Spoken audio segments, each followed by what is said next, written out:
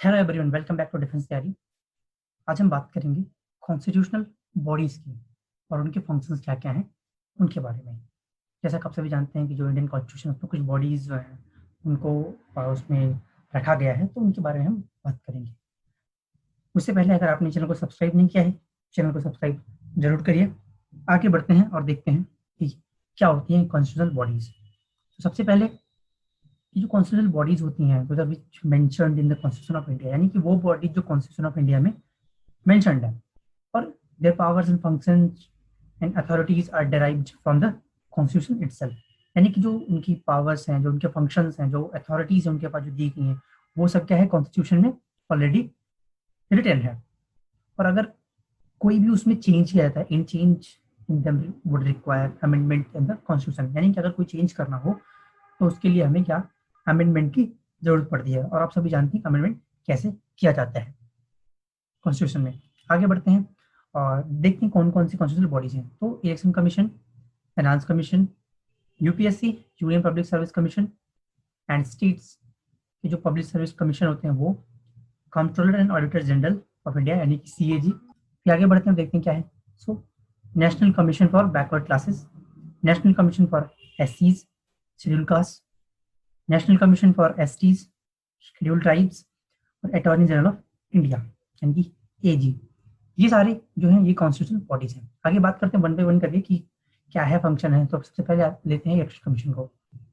तो जो election commission है उसको आर्टिकल 324 के अंदर रखा गया है, जो कि आर्टिकल 324 है वो कॉन्स्टिट्यूशन का आर्टिकल है, उसके अंदर इसको रखा गया है।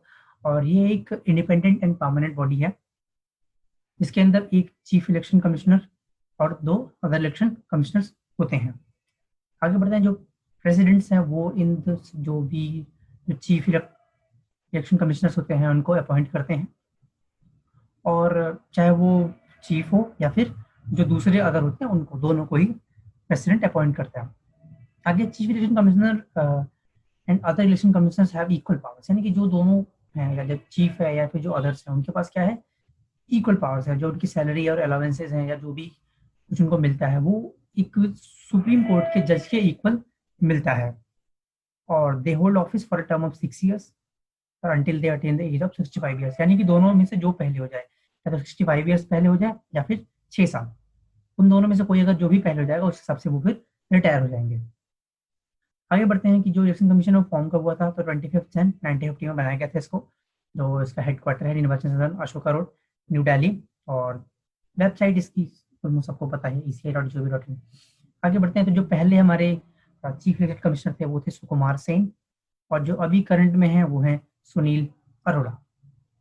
आगे बढ़ते हैं और जानते हैं आगे क्या सीरीज में। तो जो पावर्स एंड फंक्शंस हैं वो क्या है कि conduct free and fair elections, political parties registration, यानी कि जो भी पार्टी रजिस्टर जिनके आप नाम सुनते रहते हैं उनका रजिस्ट्रेशन करना, और उनको एक तरीके से एक पॉलिटिकल पार्टी का दर्जा देना, उनको उनकी एक पर्टिकुलर जो पार्टी है उसके जो सिंबल्स हैं उनको उन्हें अलॉट करना, ये काम होता है इसका।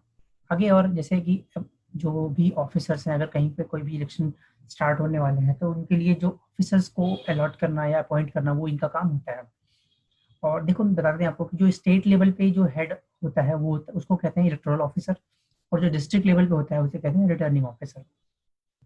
बात करते हैं कुछ फैक्ट्स की। लाइक 16 अक्टूबर 1989 में जो first two election commissioner appointed by president, यानी कि जो जो 2 अदर इलेक्शन कमिश्नर्स हैं वो पहली बार अपॉइंट किए गए थे, वो थे 16 अक्टूबर 1989 में।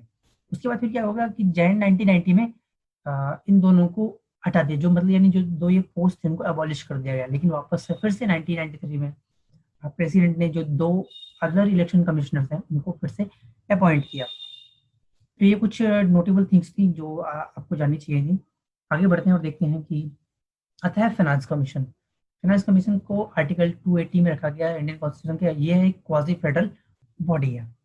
प्रेसिडेंट जो है इस पर्टिकुलर बॉडी को अथॉराइज करता है हर पर्टिकुलर 5 ईयर्स के लिए कि चाहे जो भी फाइनेंशियल डिस्ट्रीब्यूशन हो यूनियन और स्टेट्स के बीच में, उसको उसके रिगार्डिंग कोई भी सलाह देने के लिए या फिर उसको डिस्ट्रीब्यूट करने के लिए प्रेसिडेंट इस पर्टिकुलर बॉडी को अपॉइंट करता है, फाइनेंस कमीशन।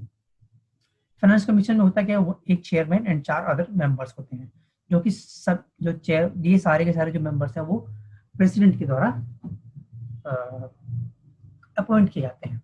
आगे बढ़ते हैं, देखते हैं कि जो जो ये बॉडी है यानी कि परमानेंट है in finance commission act which specified the qualifications, यानी कि देखिए कुछ जो क्वालिफिकेशंस हैं वो क्या क्या हैं। So a chairman should be a person having experience in public affairs and other four should be elected from the amongst the following, यानी कि देखो जो पहला चेयरमैन होगा वो उसका क्या होगा, उसके पास एक्सपीरियंस होना चाहिए पब्लिक अफेयर्स का। और जो वहीं जो चार दूसरे हैं वो क्या हो सकते हैं, अ जज ऑफ हाई कोर्ट और one qualified to be appointed as one, यानी कि या तो वो हाई कोर्ट का जज हो या फिर उसकी इतनी क्वालिफिकेशंस रखता हो कि उसको हाई कोर्ट का जज बन सके। जो दूसरा है, a person who has specialised knowledge of finance and accounts of the government, यानी एक पर्सन जिसके पास पर्टिकुलर फील्ड की फाइनेंस की नॉलेज हो है। और जो तीसरा है वो, a person who has wide experience in financial matters and in administration. और क्या है कि एक पर्सन जिसके पास फाइनेंशियल मैटर्स और एडमिनिस्ट्रेशन का क्या हो, एक्सपीरियंस बहुत ज्यादा हो, वो एज अ एक जो फोर अदर्स मेंबर्स हैं फाइनेंस कमीशन के, वो एज अपॉइंट हो सकता है। आगे बात करते हैं कि जो ये कमीशन है ये 22 नवंबर 1951 को फॉर्म किया गया, हेडक्वार्टर न्यू दिल्ली। आगे बढ़ते हैं तो देखिए बताते हैं कि जो फर्स्ट फाइनेंस कमीशन था उसके जो हेड चेयरमैन थे वो थे केसी न्योगी, और जो वहीं अभी जो करंट चल रहा है उसके हैं एनके सिंह, जो कि 20 से 25 तक चलेगा। आगे बात करते हैं अगला कि जो इसकी पावर्स एंड फंक्शंस है वो क्या है। सो जो फाइनेंस कमीशन है वो रेकमेंड करता है प्रेसिडेंट को डायरेक्टली क्या, the distribution of taxes shared between union and states and the states of respective states, यानी कि जो टैक्सेस का शेयर होगा यूनियन और स्टेट्स के बीच में उसके डिस्ट्रीब्यूशन के बारे में ये रेकमेंड करता है। The principles which should govern the grants in aid the revenue of the states out the consolidated fund, यानी कि कौन कौन चीजें हैं जो अगर जो कंसोलिडेटेड फंड से किसी भी स्टेट को ग्रांट करना है उनके बारे में भी जो रिकमेंडेशन है वो कौन करता है, finance commission.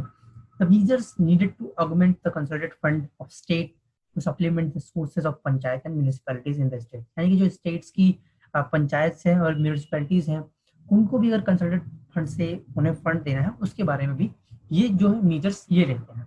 And any other matter refer to commission by the president in the interest of sound finance, यानी कि और जो अदर मैटर्स हैं अगर प्रेसिडेंट रेफर करता है फाइनेंस कमीशन के लिए तो उनके बारे में ये जो रिकमेंडेशन है वो प्रेसिडेंट को देते हैं। आगे commission submits its reports to the president to place it before the house of parliament to take necessary actions, यानी कि जो ये कमीशन है वो डायरेक्टली प्रेसिडेंट को रिपोर्ट करता है और उसके बाद प्रेसिडेंट चाहता है तो उसको पार्लियामेंट के सामने रखता है कि अगर इसको नेसेसरी एक्शन जो भी लेने हैं वो ले ले। See, T24, its role in the center-state fiscal relations was undermined by the erstwhile planning commission, यानी कि जो पहले का प्लानिंग कमीशन था उसके हिसाब से ये जो है रोल जो इसका था वो थोड़ा सा कम था। Non constitutional body and non statutory body, जो ये प्लानिंग कमीशन था वो नॉन कॉन्स्टिट्यूशनल बॉडी था और नॉन स्टैट्यूटरी बॉडी था। लेकिन इन 2015 क्या हुआ कि प्लानिंग कमीशन को रिप्लेस कर दिया गया इससे नीति आयोग से। नीति आयोग का फुल फॉर्म क्या है, national institution for transforming India. आगे बढ़ते हैं, बात करते हैं यूपीएससी एंड एसपीएससी, यानी कि union public service commission and state public service commission के बारे में। तो जो इसका जो आर्टिकल है वो है 315 टू 323, यानी कि पार्ट 14 में दे रखा है। और ये इसमें लाइक जो इसका कंपोजिशन क्या होगा, इसका अपॉइंटमेंट कैसे होगा, रिमूवल ऑफ मेंबर्स कैसे होगा, या फिर जो इसकी पावर्स हैं फंक्शंस हैं वो क्या है, वो सब इस पर्टिकुलर 315 से 323 आर्टिकल के बीच में दे रखा है। और the UPSC consist of a chairman, यानी कि एक चेयरमैन होता है and other members appointed by the president of India. See, यहाँ के भी जो मेंबर्स हैं वो क्या होते हैं, प्रेसिडेंट के द्वारा अपॉइंट किए जाते हैं। And the SPSC consist of chairman and other members appointed by the governor, यानी कि अब देखिए जो यूपीएससी है उसके लिए प्रेसिडेंट अपॉइंट करता है और वहीं जो एसपीएससी है उसके लिए गवर्नर अपॉइंट करता है।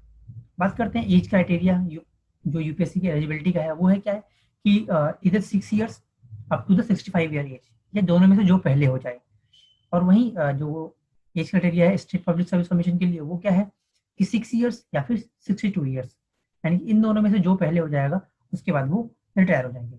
It is called as watch dog of merit system in India, ये एक तरीके से वॉच डॉग है किसका, मेरिट सिस्टम का इंडिया में।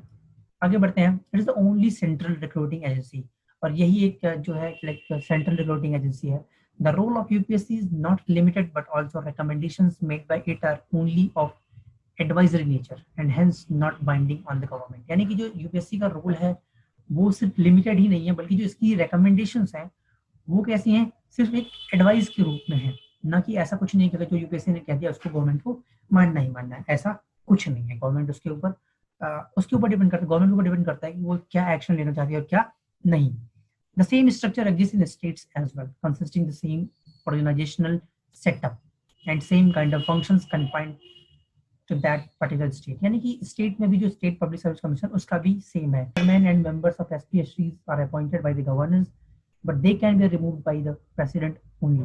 यानी कि देखिए क्या है, जो स्टेट पब्लिक सर्विस कमीशन है उसके जो मेंबर्स हैं गवर्नर अपॉइंट तो करता है पर उनको हटा नहीं सकता है। तो ये हो गया इसके फंक्शंस और आइए बात करते हैं कि जो ये फॉर्म कब हुआ था। तो जो यूपीएससी है वो 1 अक्टूबर 1926 में फॉर्म हुआ था Dholpur House, Shahjahan Road, New Delhi, इसका जो हेडक्वार्टर है।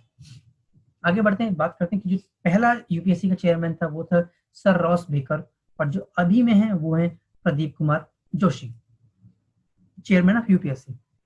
आगे बात करते हैं कि कौन है, जो पावर एंड फंक्शंस क्या है यूपीएससी के। UPSC conducts the examination for appointment to all India services, central services and public services of the central administered territories. जैसा आप जानते हैं कि यूपीएससी के अंदर बहुत सारे एग्जाम्स आते हैं, इवन डिफेंस सर्विसेज के भी कुछ एग्जाम्स आते हैं। And it assist the states in recruiting candidates requiring special qualification. और ये एक तरीके से उन कैंडिडेट्स को जो लाइक स्टेट्स के लिए असिस्ट करती है कि ये पर्टिकुलर हमें requirement, like it is consulted on the following matter. ये कौन कौन से मैटर हैं, all matters related to methods of recruitment of to civil services and for civil post, यानी कि सिविल सर्विसेज के लिए और जो भी अदर सिविल पोस्ट है उनके लिए।